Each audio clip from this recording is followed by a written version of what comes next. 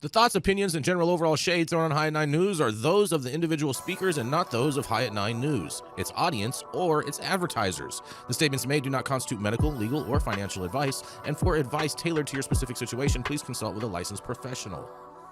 Welcome to the High at 9 News Hour, where you will hear from cannabis industry experts and professionals from around the country talk about important topics while shining light on global issues and discussing cannabis as it relates to politics, regulation and reform, data and technology, science, research and medicine, family and parenting, art, celebrities and entertainment, fitness, sports, mental health and wellness, and plant-based medicines and entheogenics. Together, we are building a stronger community, fighting the stigma and creating change. With your hosts, Jason Beck and Rico Lamitte, joined by special industry expert correspondents from around the country, and daily antics brought to you by Cannabis. Coming to you live every Monday through Friday at 9 a.m. Pacific Time and high noon on the East Coast. And thank you all for getting high at 9 with us.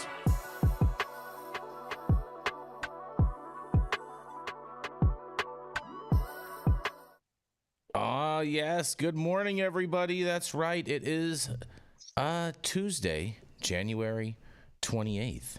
And today is National Gift of the Ladybug Day. Any thoughts about that, guys? Gift of the ladybug. Makes for great pest control in your cultivation. It's a great Rodney Dangerfield movie. Yes. I was just going to say, for all the cultivators out there. Mm-hmm.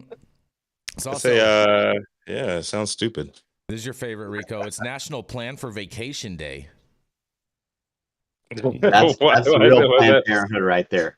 That's your Where you favorite. going, Rico? That's real Planned Parenthood right there. Yeah. Oh, that's a good one. Man. That was defunded. That was defunded. Oh yeah, it's definitely been defunded since the third child's on the way. We're absolutely defunded. No more. The dad jokes are flowing through us this morning. Yes. Just like this coffee. Speaking of dad jokes, it's also data Privacy Day. Yeah, man.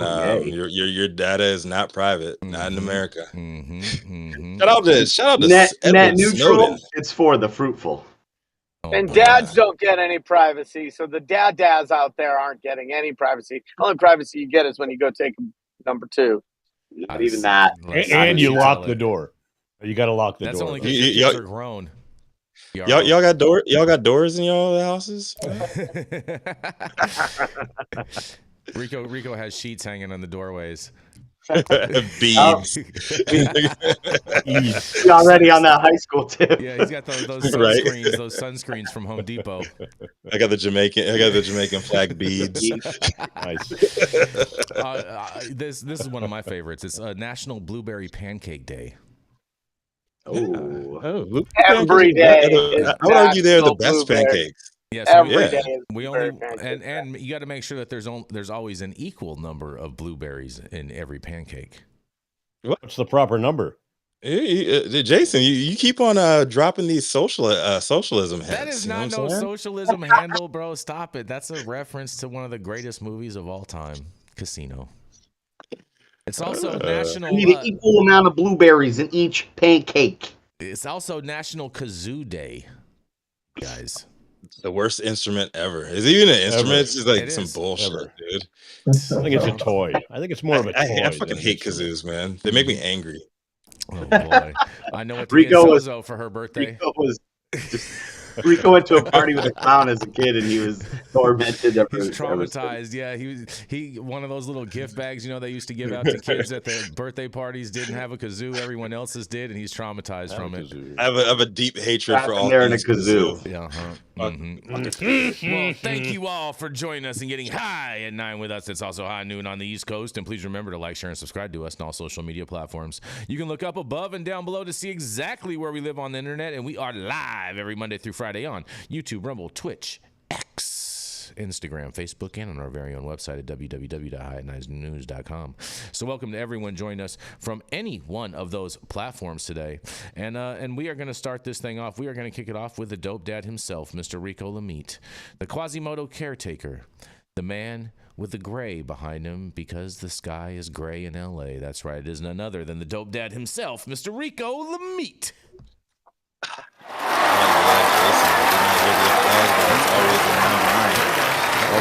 Always in my mind, right next to the voices. Everybody hearing, easy there, Todd, with all that extraness. So, who deserves more applause than Rico? Come on. Oh, man. That's why he's got the clap. You do. I got the clap. What? What? I've been checked out, man. I'm good. So, Ridiculous. has Wall Street abandoned cannabis? It doesn't matter. That's the title of the article I'm covering today, and a valid question asked by its author, Deborah Borchardt from the Green Market Report. Copy and paste that prompt into ChatGPT, and you'll get a less refined explanation of why, but the logic-based answer is nearly identical. Not entirely. Borchardt's piece paints a bleak yet realistic portrait of an American cannabis industry that has seen a significant decline in Wall Street interest as the once imminent promise of federal legalization has remained unfulfilled. Borchardt goes on to say that the lion's share of stock analysts and investors have shifted focus to more attractive and profitable sectors, making it harder for cannabis operators to prove their worth. Equity deals have gone dry. Debt refinancing is the new norm, and even for non-plant touching ancillary businesses. She then lists top cannabis ETFs that have lost their buzz, with some losing up to 90% of their value and several being liquidated. Advisor shares Poseidon Dynamic Cannabis ETF quit trading August 2023. Global X Cannabis ETF liquidated January 2024. AXS Cannabis ETF liquidated 2024, February. Subversive Cannabis ETF quit trading March 2024. With just a few active ETFs left in the sector, the strip is looking a lot more like Reno than Vegas. No hate, just perspective. Am I right, Todd?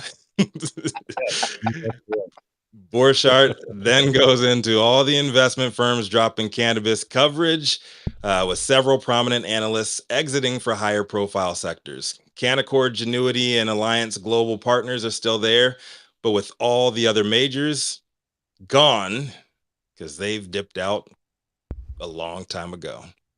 In summary, Deborah said that the party is over. At least she ended the piece with a small asterisk attached glimmer of hope. Can we get a do-over? Of course. Wall Street is always happy to make a buck, and if full legalization or at least rescheduling occurs, there is no doubt the investment firms will return, end quote. Seeing things from a gambler's perspective, I am a gambling man, the energy has left the craps table. Yes, it was popping just a few hours ago, but now the Chads all bounced. Whatever.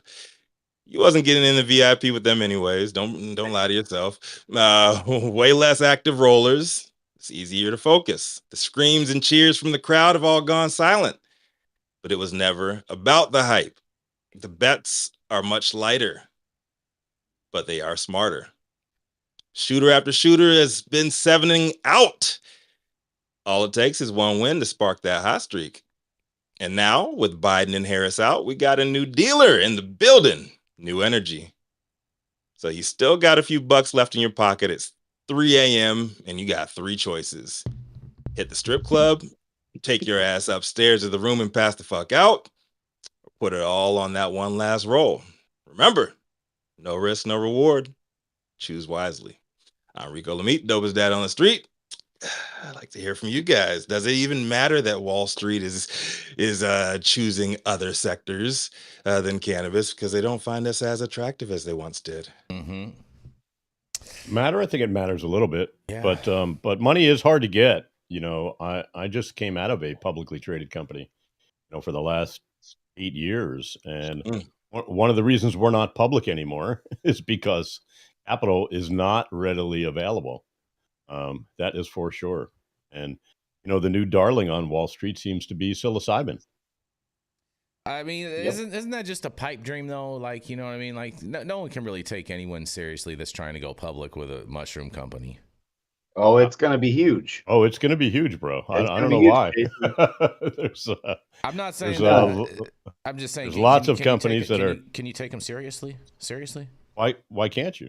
What it's all about? It's all about the hype, I mean, right? no one takes. markets, No, Jason. I don't think anyone takes cannabis companies that are public serious. I mean, they're all a big joke. Well, Jason, there was a time when they were giving hundreds of millions of dollars to these cannabis companies to go public. So joke America or is not, built off of it's hype, about the Jason. hype and it's about the timing. right. So the timing is right for something I'm here. of interest other than cannabis to these investors. Fair enough. I'm Jason- here for the hype. I'm here for the hype. Jason, yeah, Donald As long as Trump we can all dropped. admit that.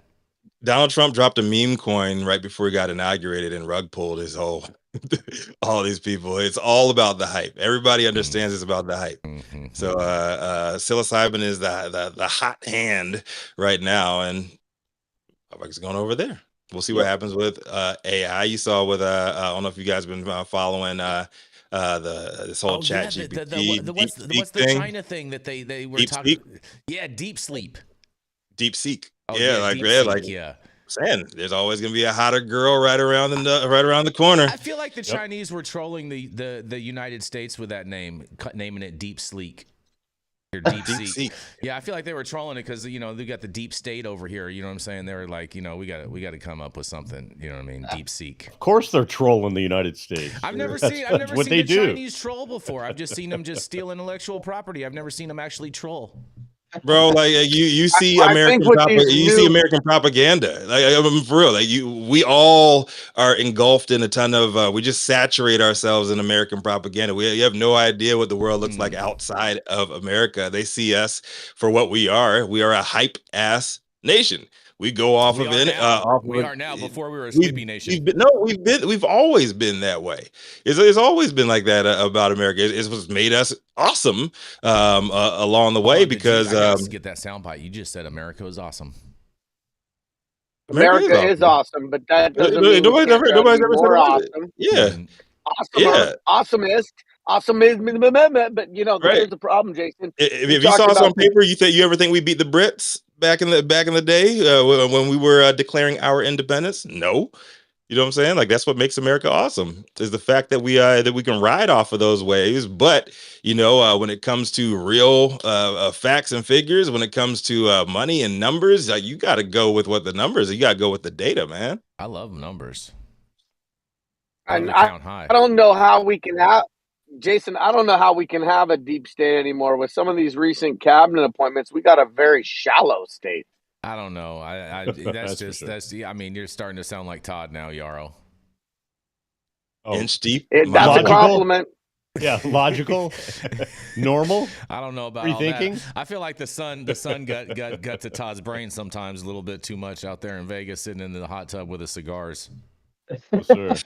Well, it did get to him. Obviously, that's lots why of vitamin D. It burned all his hair off. That's right. But the thing I don't understand is I'm trying to leverage this High at 9 news show because I've been told that if I'm on TV, I could become a cabinet member this point. That's true. Maybe even Yarrow, lead the Defense Department. Yarrow, But you're a cupboard member. You're not a cabinet member, bro. You have to get a Nazi tattoo. I'm a what member? Yarrow, what you need to do though is you need to turn your phone sideways so you can get the full vantage point.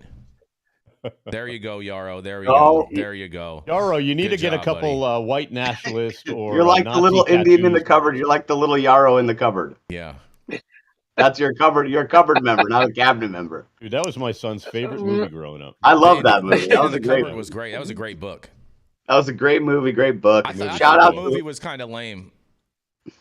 Figures you did. But I don't know how how those who identify whose pronouns are red and right are going to be able to continue to use this deep state narrative when now they control every branch of government on a federal level. The deep state is still working in the government, Yarrow. That's why they all haven't. The swamp has not been totally drained yet. We're sitting over there with a bottle of Drano and a plunger, though, extracting all these ridiculous idiots.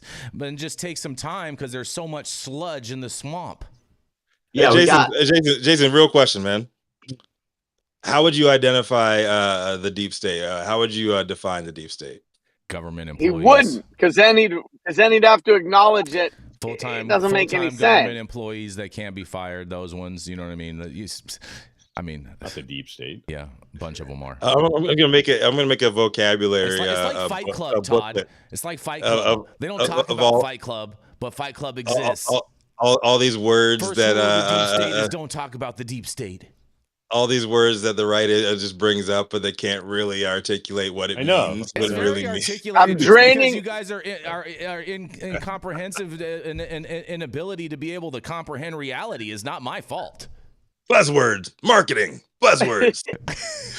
I mean, it's all good. Let's just see who the Democrats try to stalwart on their own side after this election, because Debbie Wasserman Schultz is still in there, she's burning the rope at protest people. She's trash. They're all trash. They're all a lot trash, of trash man. people in our No, government. they're not. Some of them They're are all good. trash. Some of them are great people. There's a lot of trash people in our government. The overwhelming majority are trash. Let's just put it that way. They're gonna run. They're gonna run Kamala again, Trash. and they're gonna run Newsom, and it's gonna be pathetic.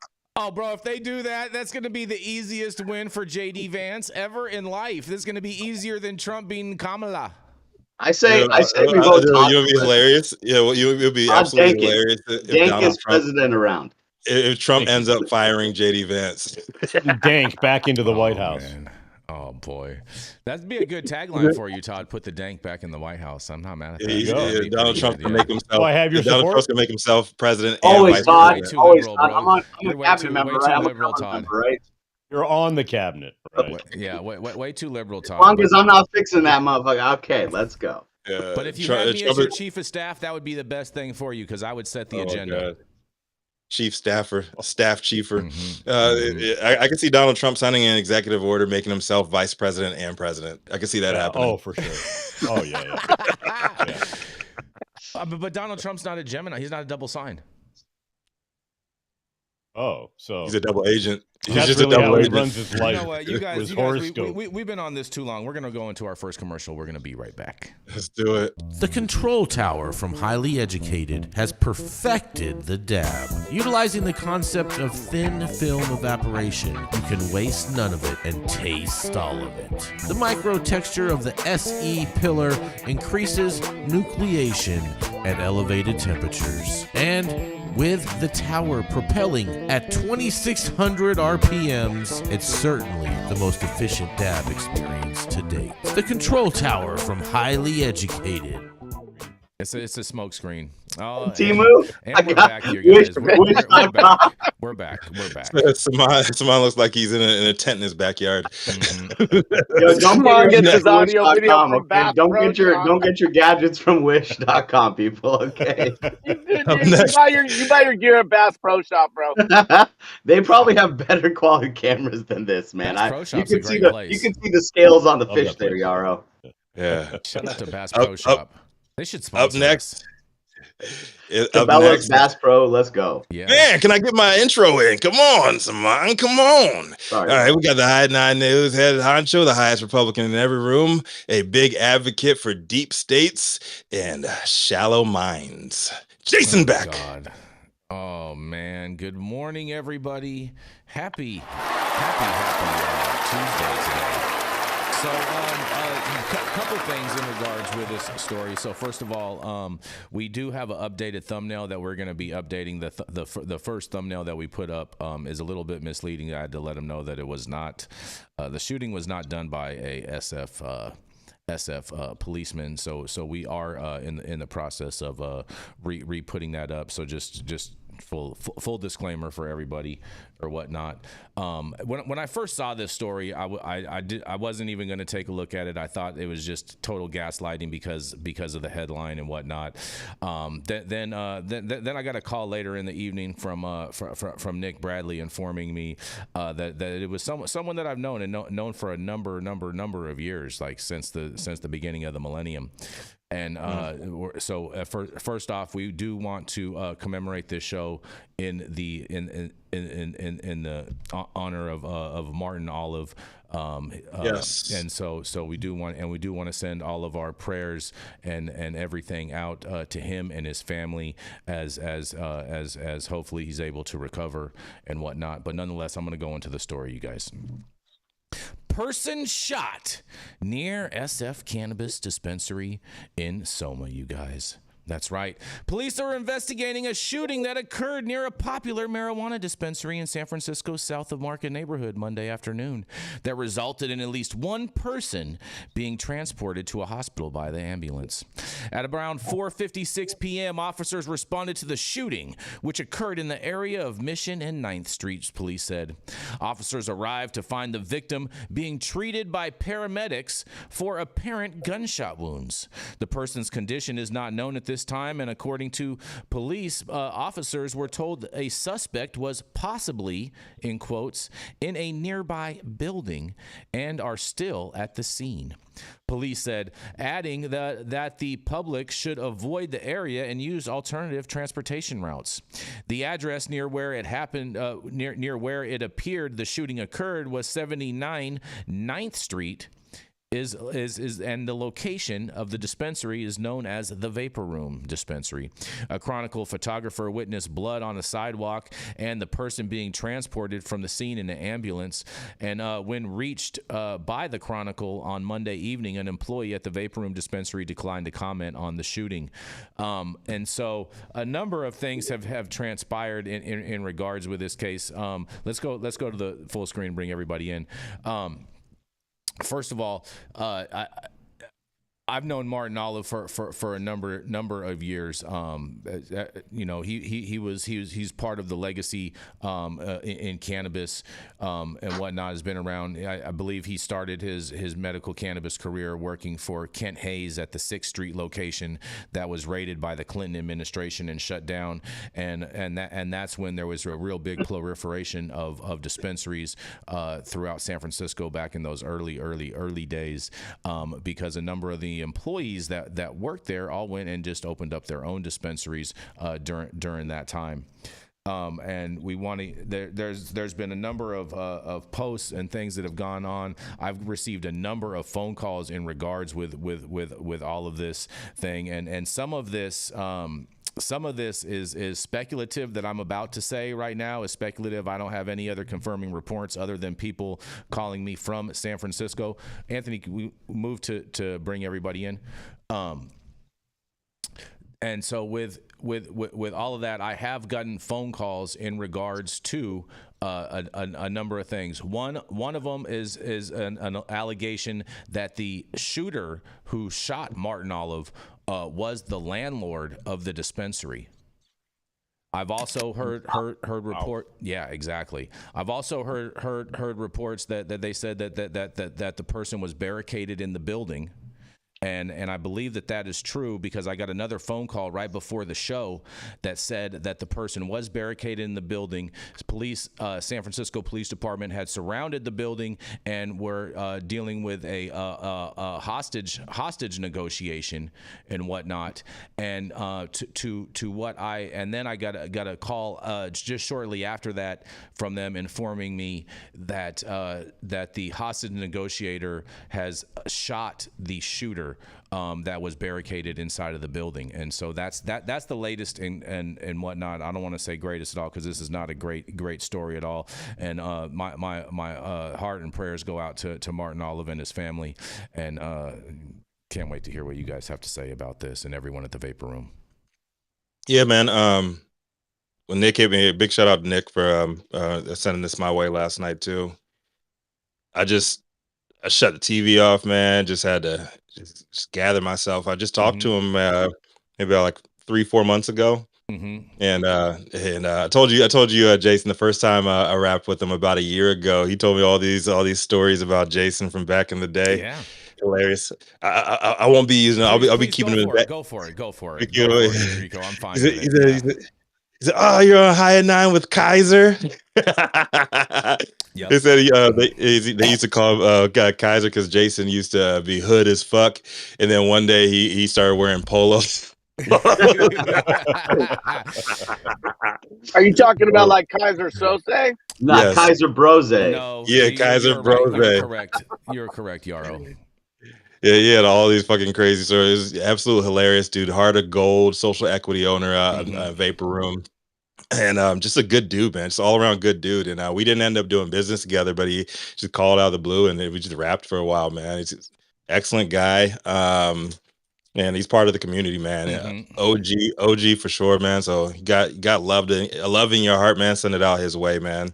Got to keep good people in the game, and I hope he really pulls this thing out, man. Yeah, really. We gotta Nothing take but care love of and good people in vibes to the this family.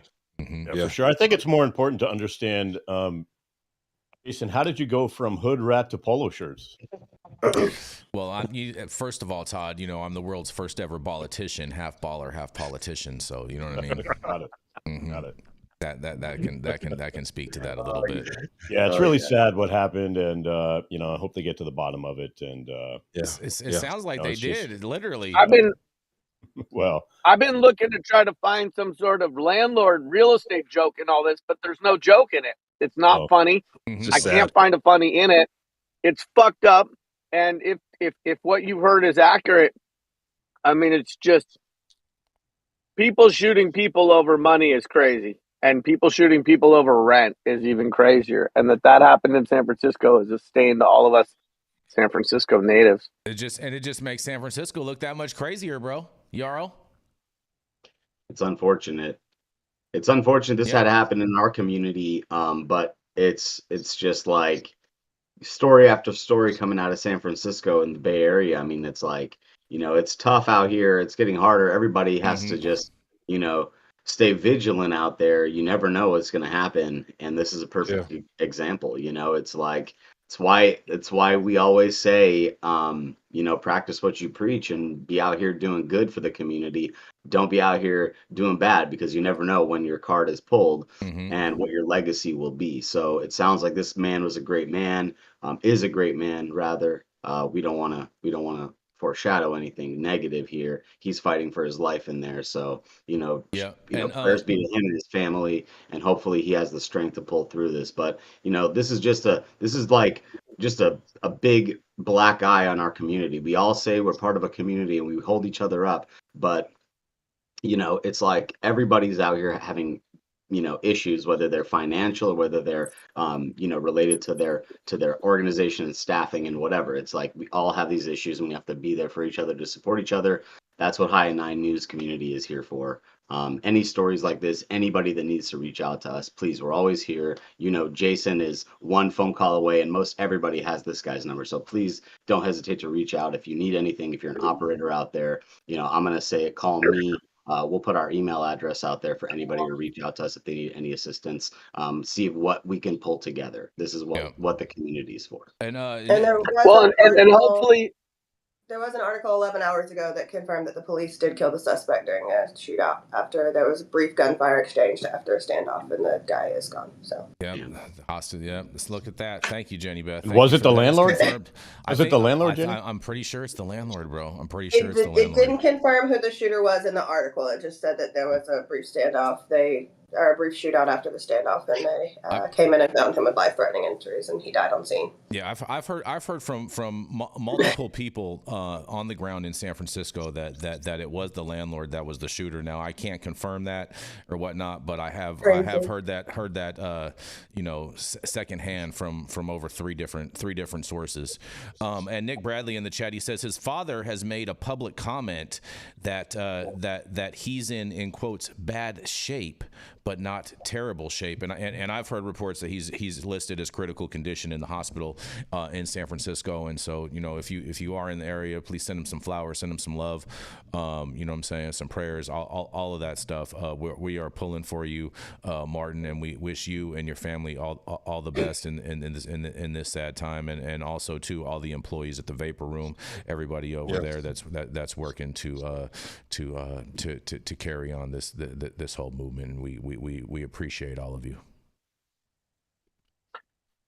Yeah, it sounds like this guy has a great heart. Hopefully he can get a purple heart and pull through. It's just crazy to think that when we think about the security for this industry and the onslaught of people trying to take away from this industry, that now includes landlords too. And that, we already have to worry about theft at dispensaries and robberies at manufacturing facilities. It's crazy. All right. Well, we are going to keep this train rolling. We're going to roll right into the man with the golden voice himself, Mr. Todd Denkin. He's the man whose feet are probably a little swollen today after he was fitting inside a Yarrow's tiny shoes. That's right. He's the founder at DigiPath Labs and of the oh my goodness. Smuggleverse. That's right, the Smuggleverse. Thank you guys. You guys are so fun. The Smuggleverse, where you can buy all of your digital dank. That's right. It is none other than the golden voice himself with a little swollen toes, Mr. Todd Denkin. And of course, my own applause. Is it just because you can't hear him doesn't mean they're not there, bro? They're like a dog whistle, okay? Thank you. Jason, you bring your own weed to your party, right? Exactly. Oh, boy. Right? Just don't give it to Saman to roll up.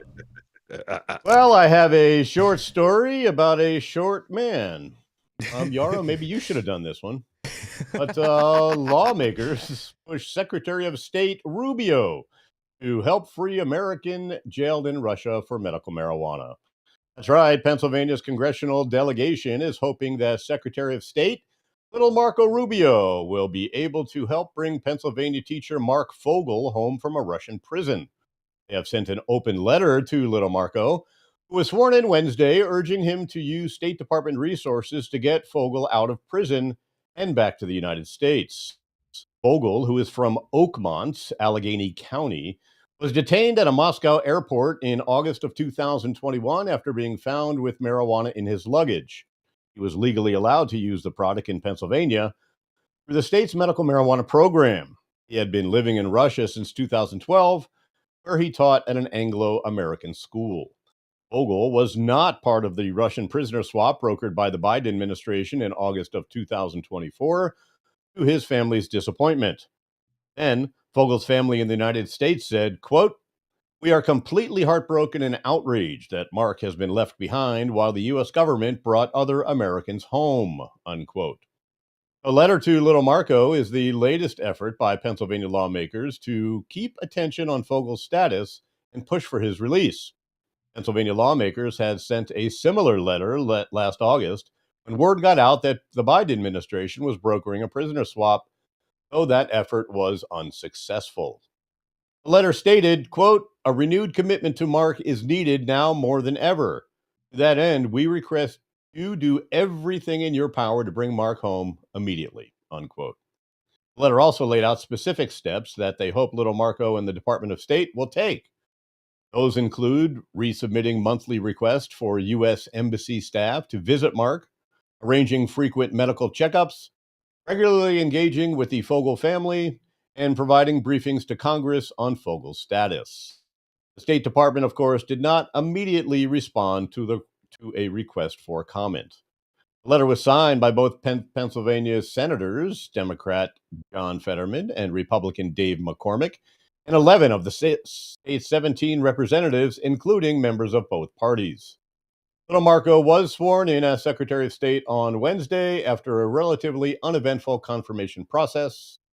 His confirmation vote was unanimous, although he did have to sit on a phone book during the confirmation. I'm Todd Denkin with High at 9 News, and do we think Marco will make a move on Mark Fogel? I don't. What do you guys think?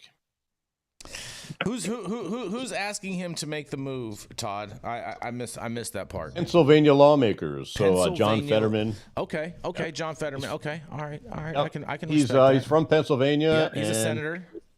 Yep. No, I'm saying Mark Fogel is from Pennsylvania. Well, so is John Fetterman. He's a senator. Well, I know he is. I know, but they have bipartisan support to do this. Both Republicans and Democrats want him out of jail. Mm-hmm. And 11 of the 17, legislators have voted to or have signed this letter. So they really should get it done. But I think he may end up being part of the negotiation to end the Ukraine war, possibly, Todd. I was just going to say that. I was going to say it's probably political leverage. Mm-hmm. They're opening this conversation so that they can use it, during this negotiation process. I mean, this is going to be like an easy win, right? It's like, hey, give us this guy back. But it's been interesting. I mean, it's political on both sides. the capture of this guy was highly political in the first place. So I don't think that there's any other reason here other than just political. I mean, what's the U.S. gonna give up for this shit, though, man? Well, they gave up the marching to death, right? No, I'm just saying. That was in the last deal. That was the last deal. Right when Trump was elected, Putin started showing all naked photos of Melania on state television. Like they got this. I don't really see Trouble in Paradise, bro. Big Trouble, Little Moscow. Putin, I mean, the bromance is over. Todd, after you get over your high horse, instead of talking about the stature of Marco, we should be focusing on the status of Mark. If Rubio can get this guy out of Russia, I will change my political affiliation from blue to red. I think it is that important. And I'm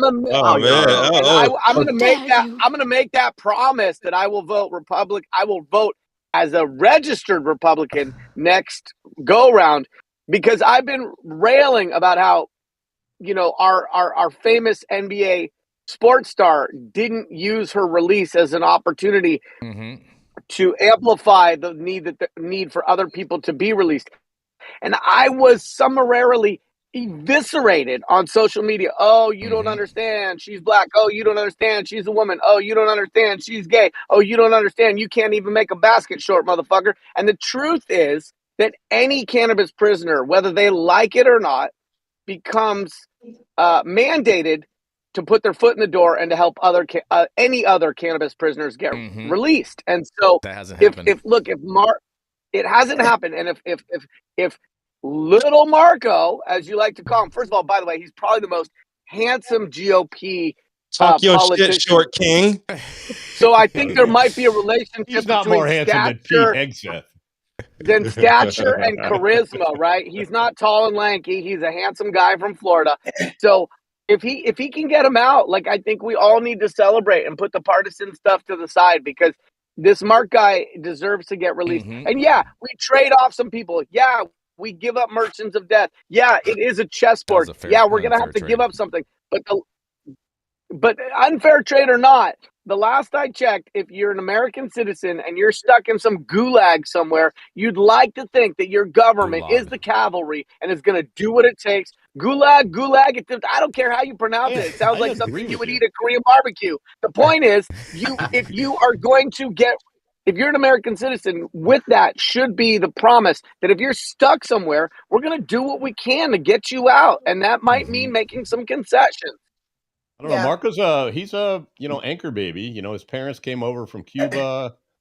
Oh, that's a anchor baby. A Republican anchor baby. Wow. I'm just saying. Wow. I'm just saying. So just having should Marco get deported? I mean, off the bullshit. Could be on the list. Could be on the list. Cool. Cool. So I'm glad we get there. But this guy was over there. Let's not forget educating diplomats' children, U.S. diplomats' children, and we just fucking left him there. So this is insane, and we left him there. Like, Brittany should still be there. This guy should have been brought home. She was over there. If somebody should be there, it would. She shouldn't be there. Nobody should. Is it any surprise? Nobody should. Nobody should be. Let me speak, Rico, and then you can disagree with me. That's how conversations work. So, if anybody should still be there and no one should, I would have taken him over her, because that's insane. And she's done absolutely 0.0.0 to say anything for anybody but herself. So let's look at this guy. Instead of bringing the guy that we sent over there to teach our diplomats' children, who is actually using this for a medical reason, we brought back the woman who has already been charged and convicted of domestic violence, all this shit, whatever the fuck else. And she couldn't even have the decency to say, hey, there's other people, go get them. Here's Jenny thinking like we treat teachers so good in this country that we're going to treat them even better in another country. No, I was thinking the same don't thing. give a fuck. We're like, basketball player. Department of Education. Oh, that's right. Go. I'm with we idolize sports Department of Education. I'm with that. We don't give a fuck fair, about teachers. Our heroes are sports stars and movie stars, not Yep. teachers. Leave them in not the gulag to not rot. scientists. You know, that's definitely it's pretty pathetic. Here's the troubling part. Here's the troubling part that none of you guys have brought up in regards to this. Russia has him classified as a spy. They believe that he is actually a CIA operative who was spying on Russia, and that's one of the reasons that Russia claims that why they're not willing to really release him. Don't they say that? Don't they say about everybody that they lock up? They didn't say that about Brittany. They didn't say that about Brittany. Well, because clearly she was flying home with the pen in her pocket. She's playing basketball over there. That doesn't mean nothing. That doesn't mean that she couldn't be a spy getting information and whatnot. What's she going to do, report back how they double dribble? Exactly. Yeah. All I got to, hey, man. Double dribble never this is, Russia's a country run by a former KGB man. Like dude's always playing mind games, and this is a political football. It's gonna be just kick back, punt back and forth, and he has a bunch of dirt on Americans, and he knows that, and he's gonna keep on talking his shit. It kind of is what it is. Like the way I view it is like. That's the risk that Brittany Griner took. That's the risk that Paul Whelan took. That's the risk that Mark took.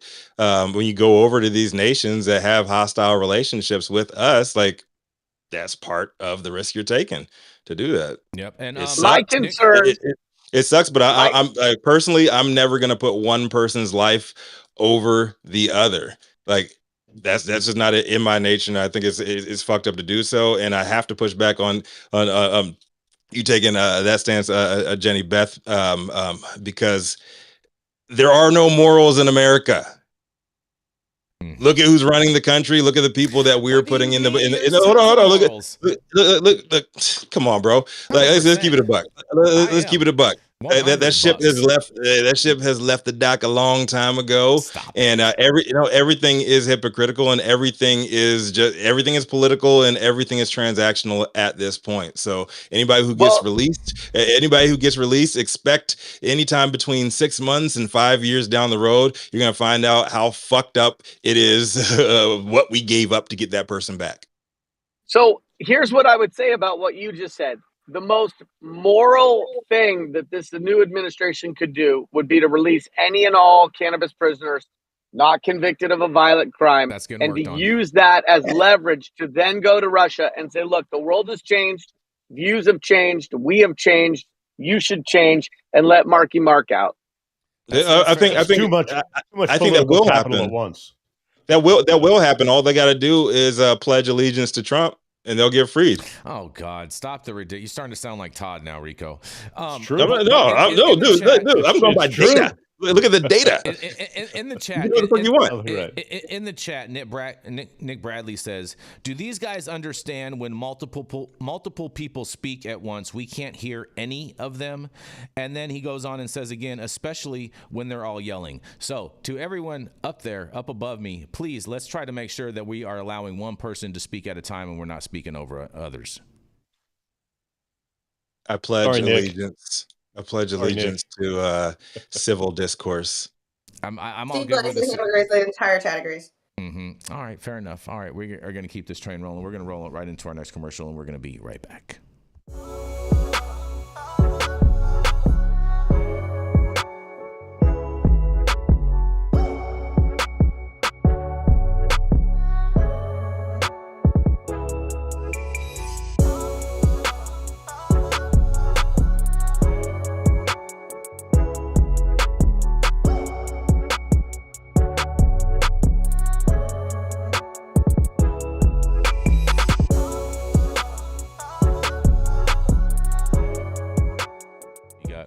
All right, stop whatever you're doing. Make sure that you smash that like button. I know we'll appreciate it. You'll appreciate it. And YouTube will appreciate it.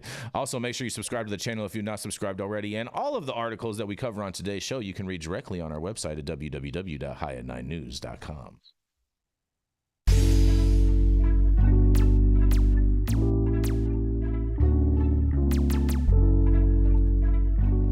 Are you all ready for America's new #1 D9 gummy line? That's right, we are bringing to you Parody Gummy. These vegan gummies are manufactured in a safe harbor facility, so you know they're going to be clean and safe, and they're not going to give you any of the runaround. Coming in, we have 3 amazing flavors for you. We have the Raspberry Riots.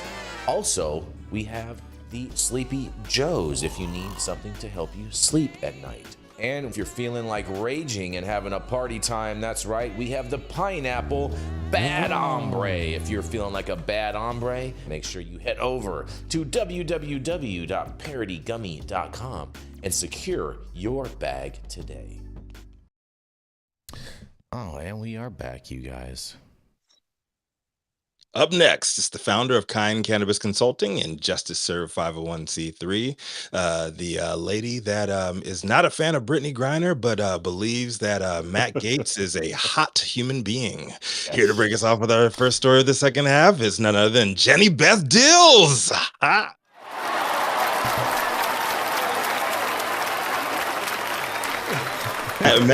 Gaetz looks like a demon. I don't know what to tell you. Pre or post facial reconstruction? Whoa, easy there. Fair question. Right. Just wondering. Okay. Which one is hot? Todd, don't be jealous. I know you think you're very highly of yourself, and it's not a knock on you. You guys can all be handsome on Tuesday. Okay? I am not jealous of Matt Gaetz. It's okay, Todd. Yeah. All right, so we got issues. We got issues in Santa Barbara County. For those of you that aren't from California, there is a tremendous amount of cannabis cultivation activity that is going on there, and the residents are fucking sick of it. So, for 7 years, the smell of cannabis farms in Carpinteria has been a divisive issue. Last week, Santa Barbara County supervisors took decisive action, voting 5-0 to require cannabis farms in the area to install carbon scrubbers or equivalent odor control technology to mitigate the smell. Resident Andy Fox says while he's personally not bothered by the odor, he understands the community's concerns. It's no different than putting waste into a river. You need to mitigate it, said Fox. What's actually kind of different, it's a smell, not an actual pollutant, but okay. Carpinteria is home to nearly half of the county's cannabis farms, and the impact of the smell has been especially challenging for local families. County Supervisor Chair Laura Capps pointed out that parents of Carpinteria High School students have long raised concerns about daily odors causing headaches and affecting students' athletic performance.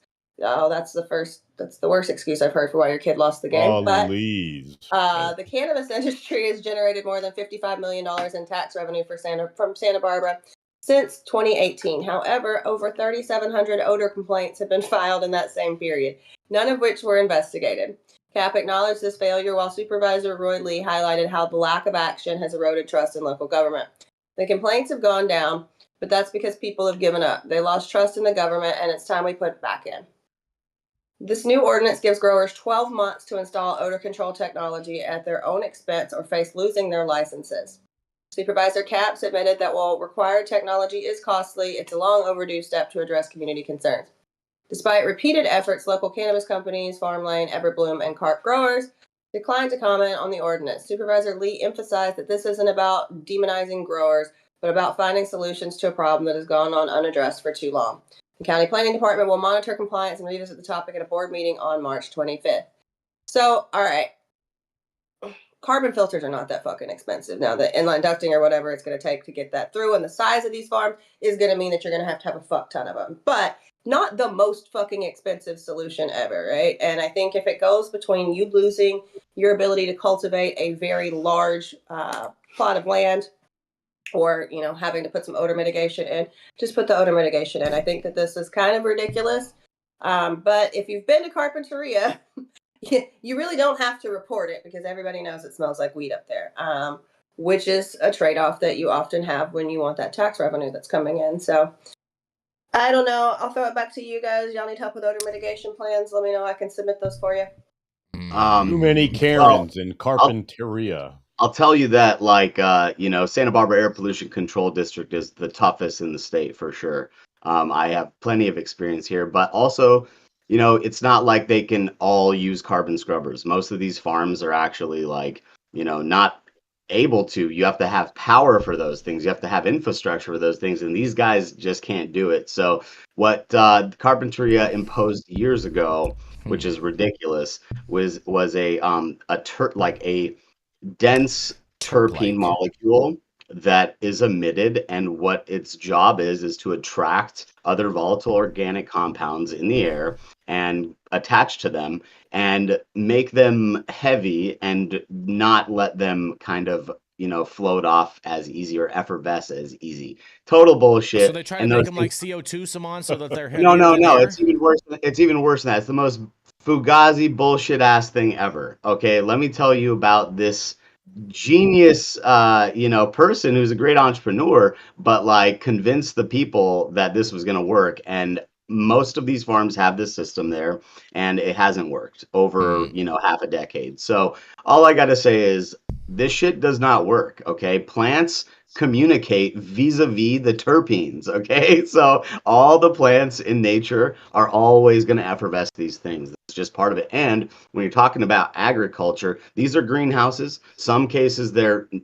like rigid greenhouses that are kind of like climate controlled, but again, it's like these are agricultural infrastructure. They don't have a ton of power there, and they have to draw power. Those things take years, definitely many months to get approved, and for those companies to be able to actually install or create that infrastructure upgrade. So look, I mean, it's just a bunch of nonsense. Those communities were, you know, they've been dealing with cannabis for a long time in Carpinteria, and if they never wanted to let it happen, I know a lot of the people in the community were fighting it, but unfortunately, the tax revenue surpasses the needs of the community.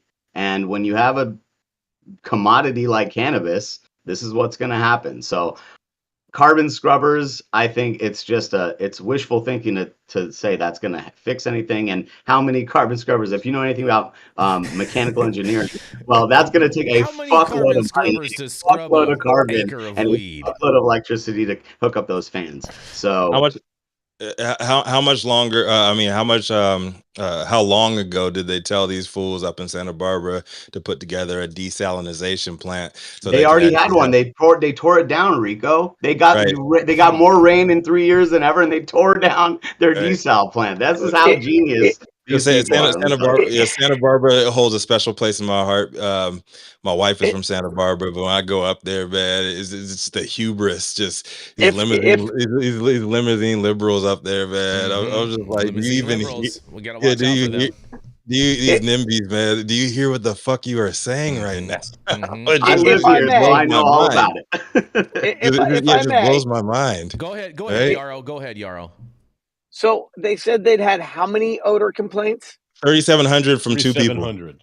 So if you divide that by 55 million, I still think capital is going to win. Whether that's right or wrong, that's still the way things get skinned in this country.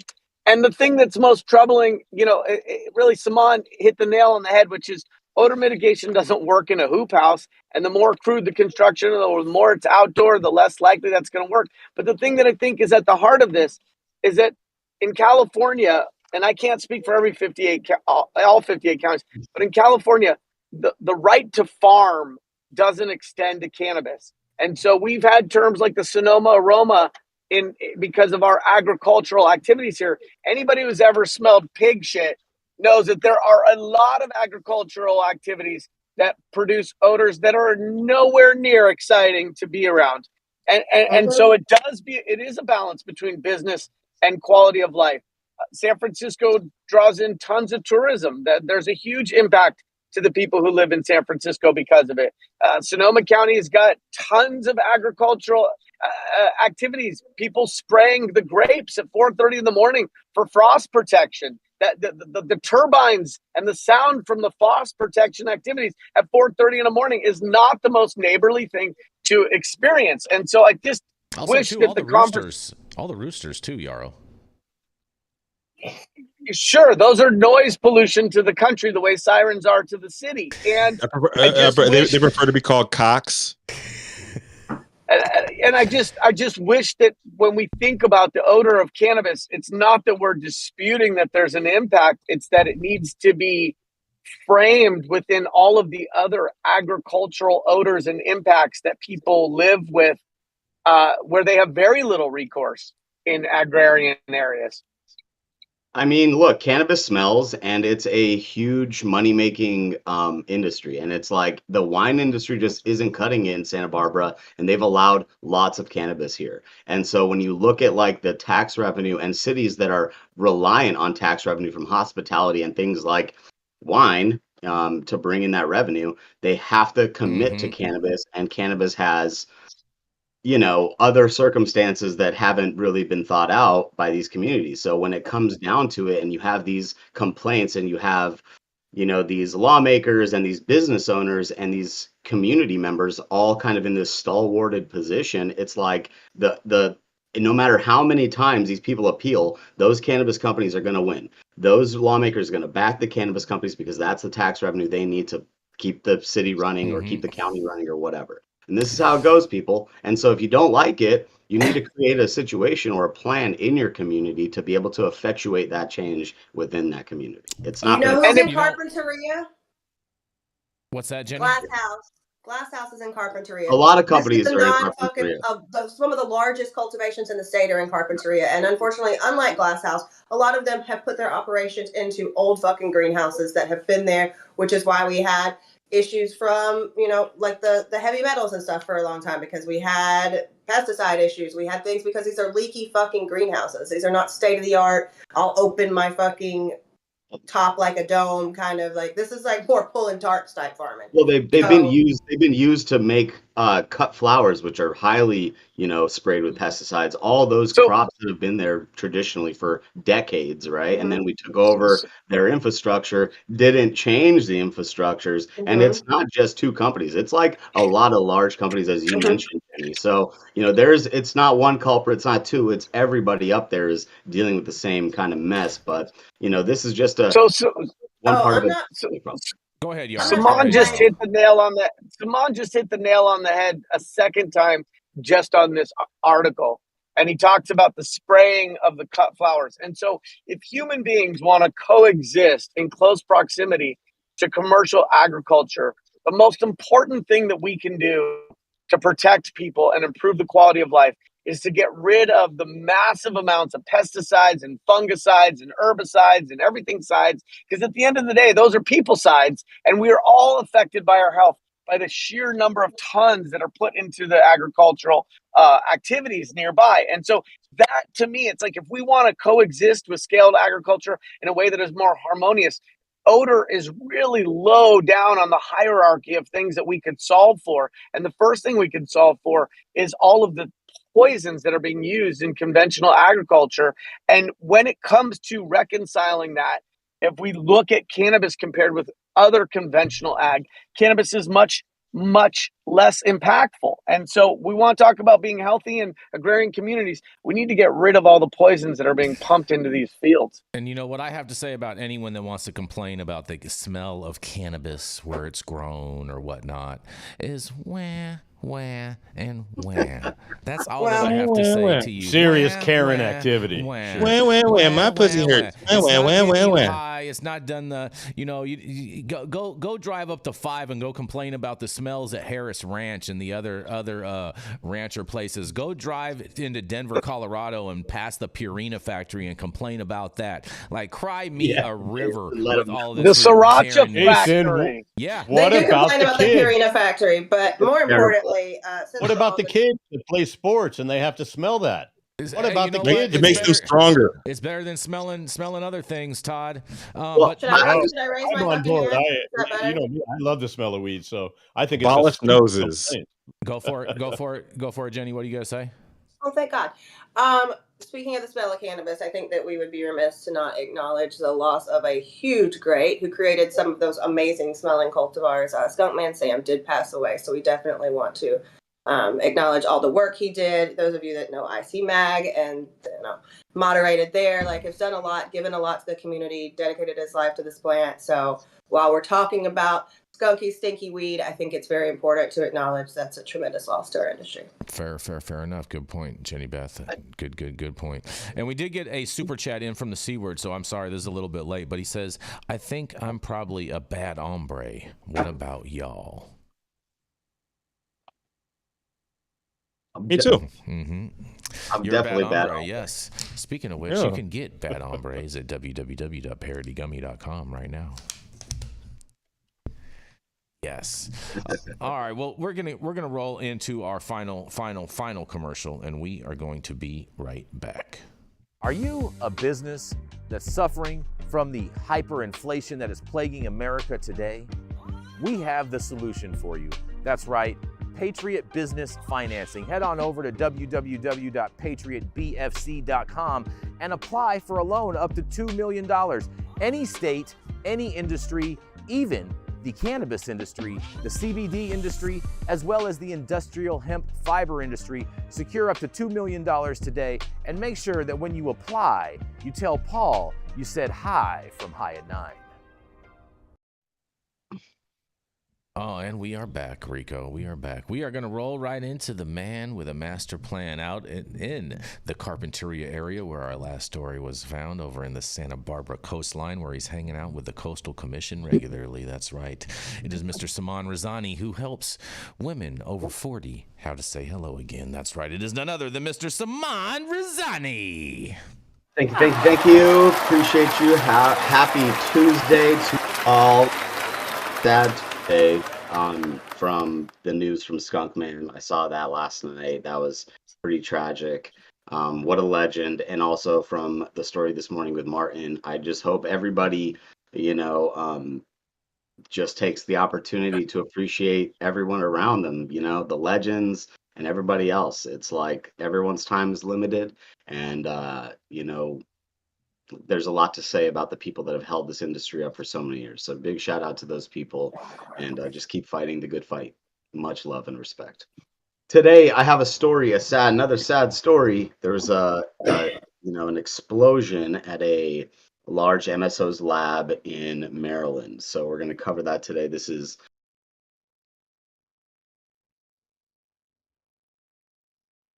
two officials say. This is from Stevensville, Maryland.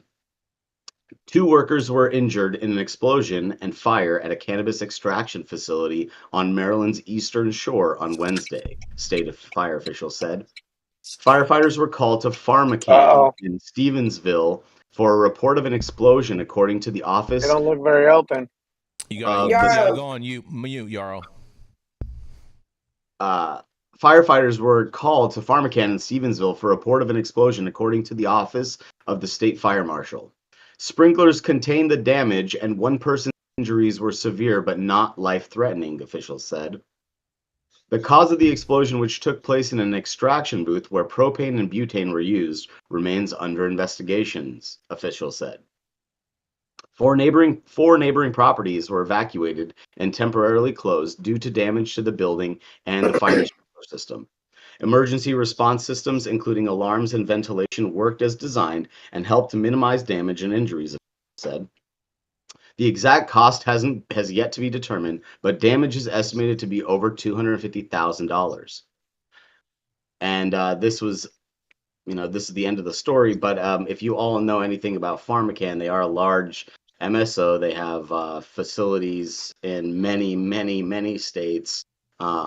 And their brands are, I think, Verilife and Livewell, which is a Colorado company. So they have a large Colorado footprint. But this is sad. As someone that has been building these facilities,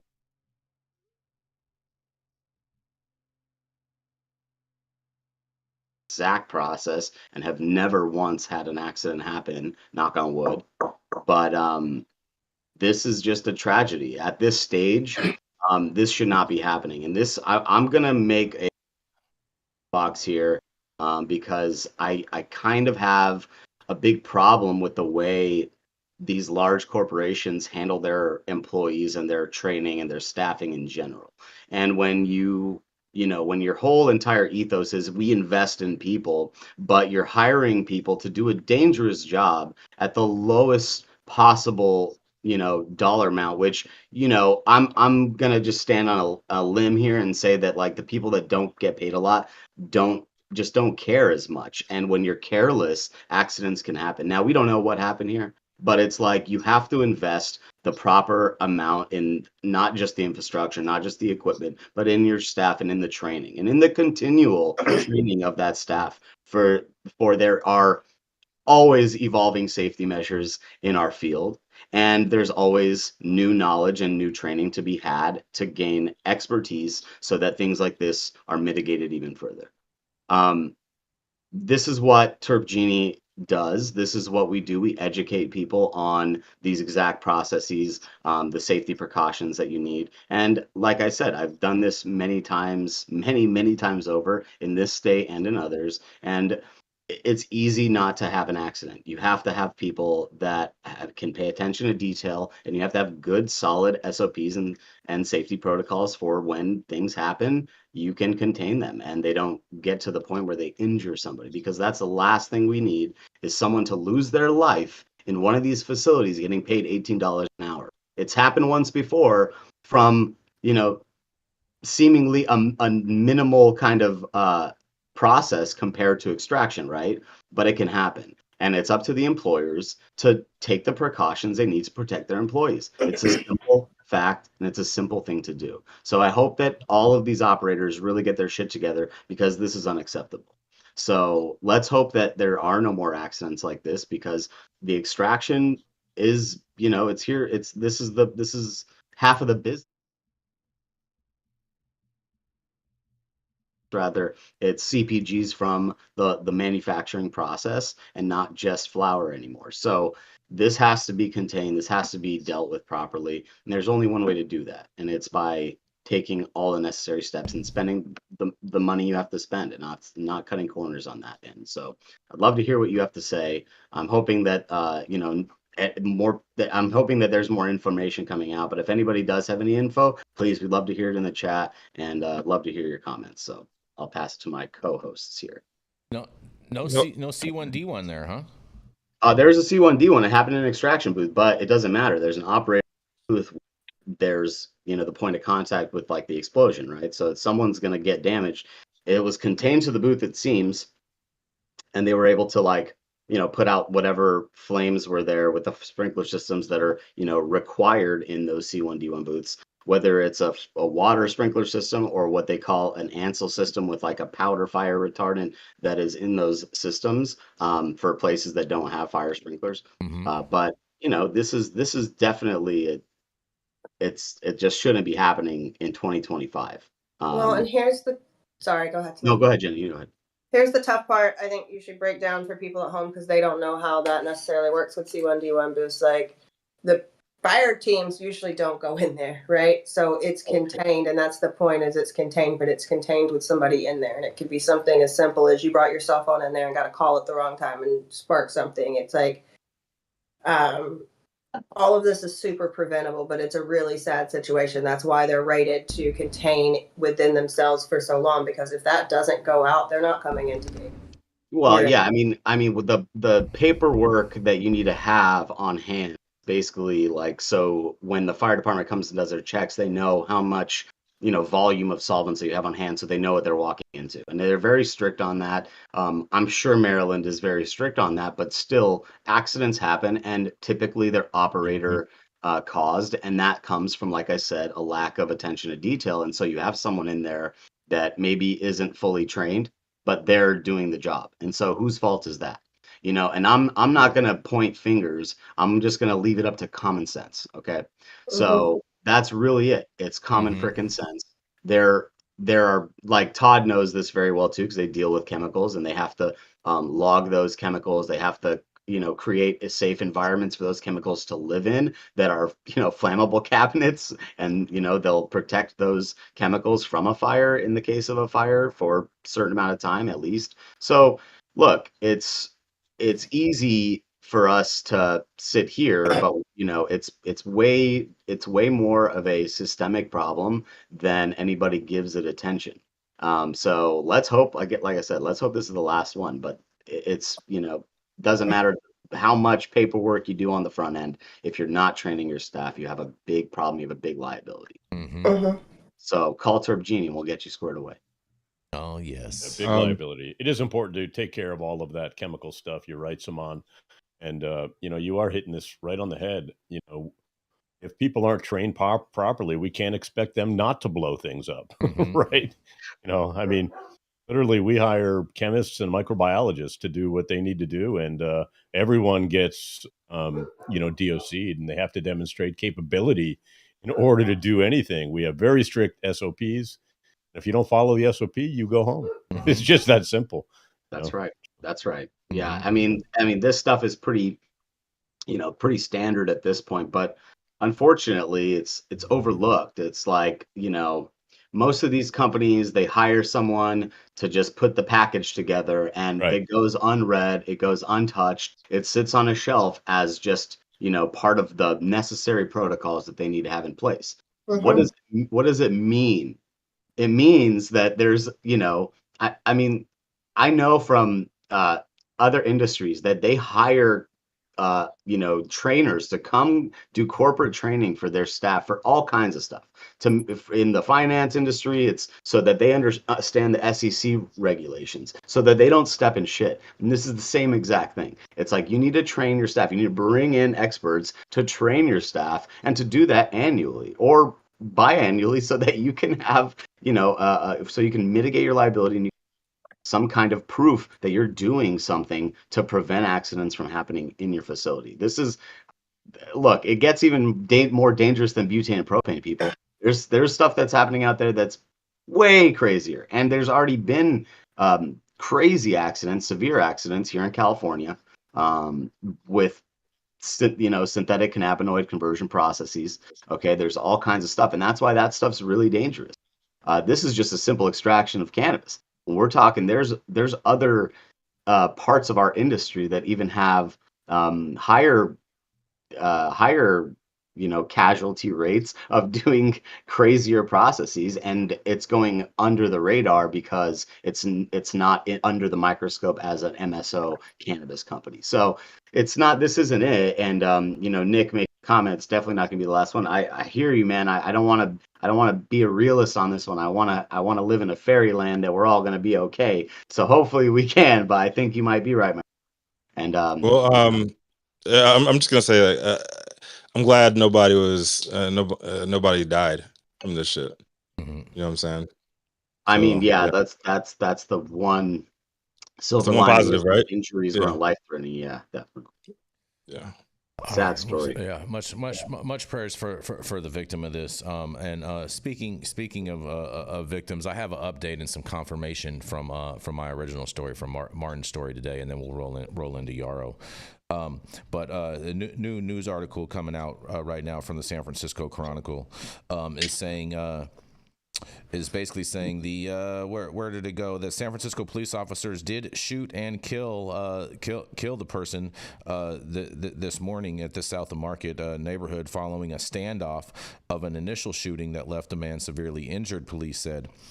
At the scene, officers were alerted that in quotes, a suspect was possibly in a nearby building, and officials said in a statement issued earlier on Tuesday morning. Excuse me.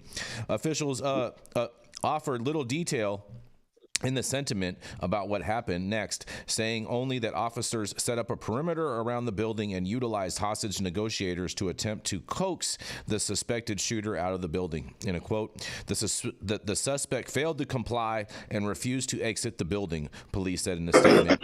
During this contact with the suspect, police shot the person, officials said. It was not clear from the initial police sentiment who opened fire first, but police said a gun was recovered at the scene, and the person who was killed by police was not immediately identified. And after the shooting, officers entered the building and attempted to provide medical aid, but the person was dead at the scene, police say.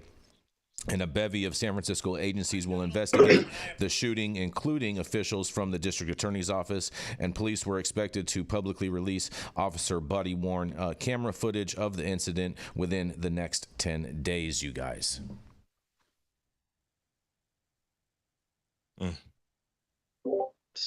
Crazy. We'll be waiting for that. Mm-hmm. Yep, that's gonna be a whole nother story all within itself. Yeah, all within itself. Yep. All right, Rico, you want to introduce Yarrow? But that does just confirms everything that I was stating earlier that we were getting reports of, and so now it's finally confirmed. Yes, indeed. All right, well, bring us our final story of today. It's the man some call the Sebastopol Sage. He's a second-generation cultivator, founder of Special Teams Consulting, and contrary to popular belief, he does not live in the base of an old willow tree. Yarrow Kubrin. Yeah. Good morning. My article today is not nearly as tragic as some of the stuff we've covered today, but in an attempt to keep it feisty and partisan, this article was actually suggested by my blue-blooded cohort Jason and is being covered on the liberal news site Fox. And so without further ado, additional evidence of the Republicans getting right down to business to help our industry. Oh. 1, 2, 1, 2, 3, 4. Attempt to block marijuana as Schedule 1 substance attempt to remove marijuana as a Schedule 1 substance is blocked by House Republicans. Oh, shocker.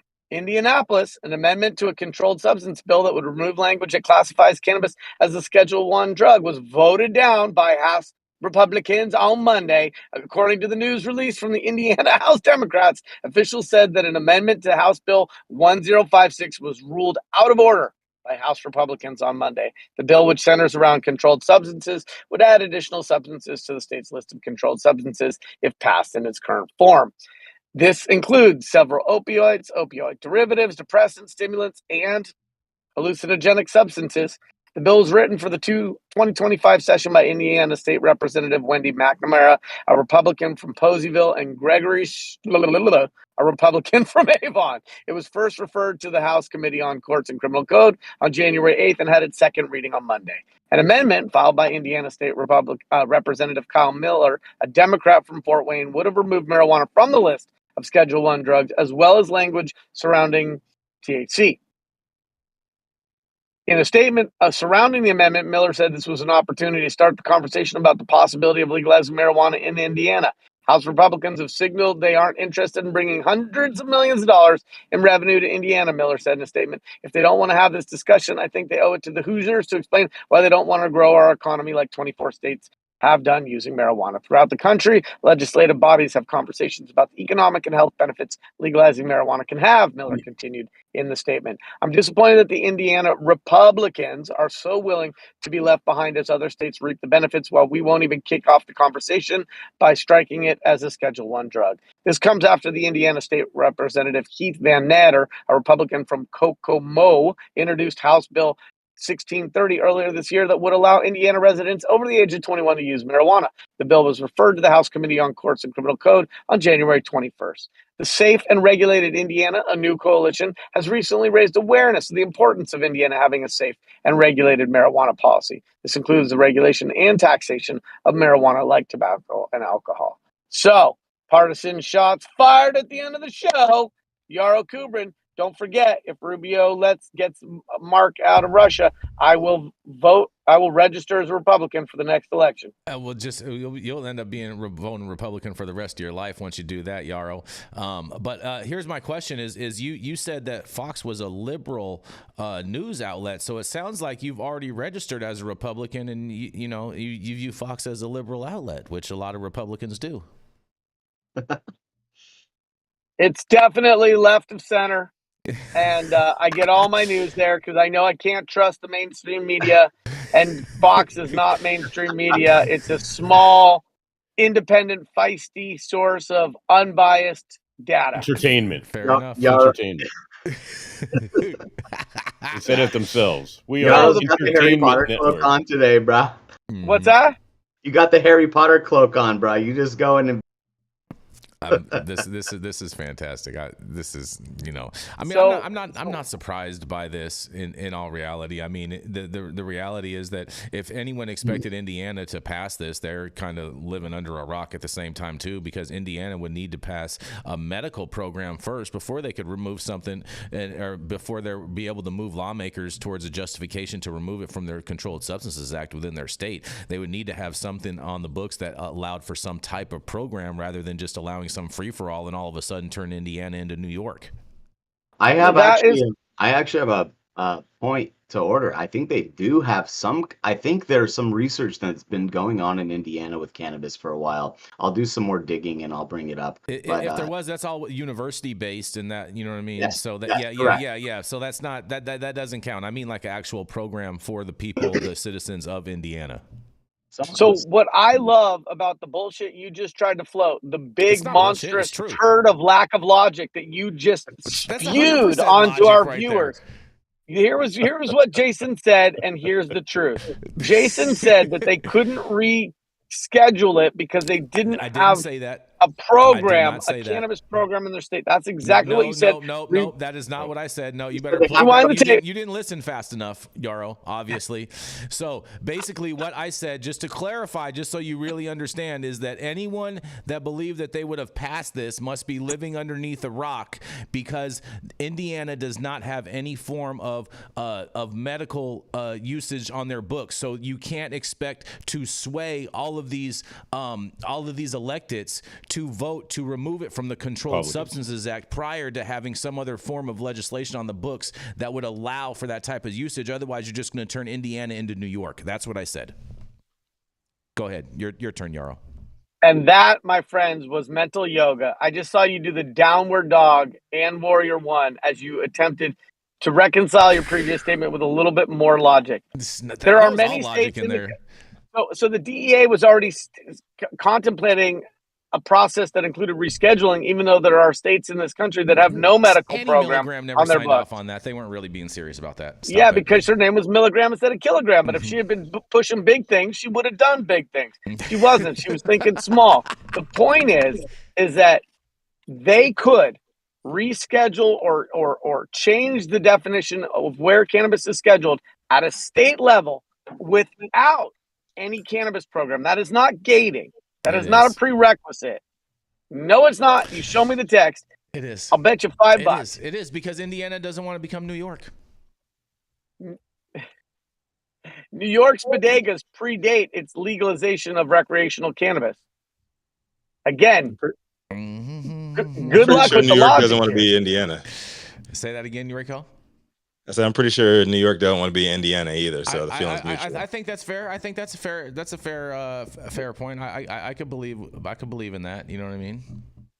But I would have to agree with Yarrow on his sound point that there is no surprises when it comes to red states and their. Here we go again. It is, man. When it comes to red states and them constantly, save the kids. Dude, like look at the numbers, man. Like when red states, they just shoot down cannabis. It doesn't matter about the will of the people. In those states, it's they know better. They know better. They know it's not all best. red states. We've seen that happen in 2 red states, and now you're trying to group all the red states in the same. Mostly red thing. states, Yeah. bro. Yeah, It's mostly Yeah, that's red not states. fair. I'm on ChatGPT right now. Let's see. Pick them down. Let's pick them down one state at a time. But this is absolutely a Dakota. partisan issue because it is one side of the aisle that is attempting to do this at a state level, knowing that the broader federal conversation is that it might be rescheduled anyway. Not that I thought that was anything other than performative politics, but if that conversation is happening on a national level and the state level Republicans aren't even willing to engage in that conversation, that is a partisan issue. Mm-hmm. And I'm so glad you picked this article for me. Hey, you know.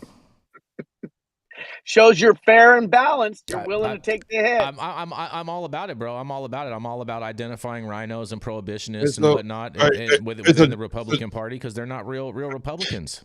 All right, so Jason, As of January 2025, the states that have rejected or not yet legalized: Idaho, Kansas, Kentucky, Louisiana, Mississippi, Nebraska, North Carolina, South Carolina, Tennessee, Texas, You're Utah, gaslighting now. You're not giving Wyoming. correct information right there. We're talking about All red what we're states. talking about. No. We are talking about red states that have passed some form of legalization, whether it be medical or adult use, that the politicians have not allowed to enact after the will of the voters of the people. And so I said South Dakota was the example. And just for the record, Mississippi has a medical program, and they're growing. Mississippi has a medical program. Shout out my boy Shamal. Shamal's crushing it down there. Idaho doesn't have anything on their books, nor have they had a voter initiative, because they can't have a voter initiative. That has to go through the state legislature in order for them to change their laws up there. So, do you want to continue on this one, Rico? How about Glenn Youngkin from Virginia, who just decided? All right, here we go.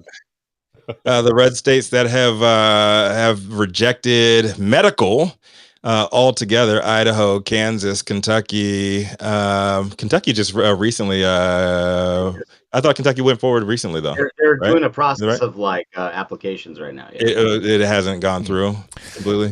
Mississippi, Nebraska, South Carolina, Tennessee, Wyoming, and Utah has legalized, but the program is limited and faces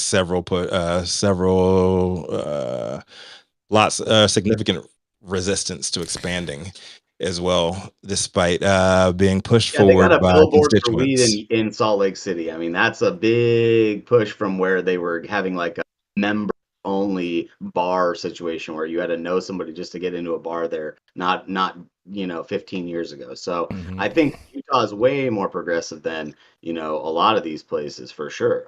Shout out Bijan. Shout out to Bijan. Yes, man, most definitely. All those honeybees out there in the great state of Utah. Yes.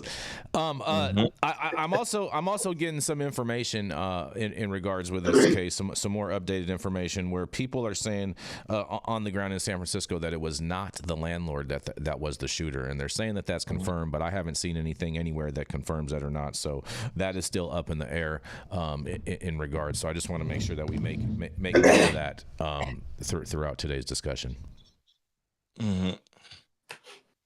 So I'm just over here putting out facts, though, Jason. So I mean, Yarrow had a point when he said the red states. I don't think anybody can logically argue against that.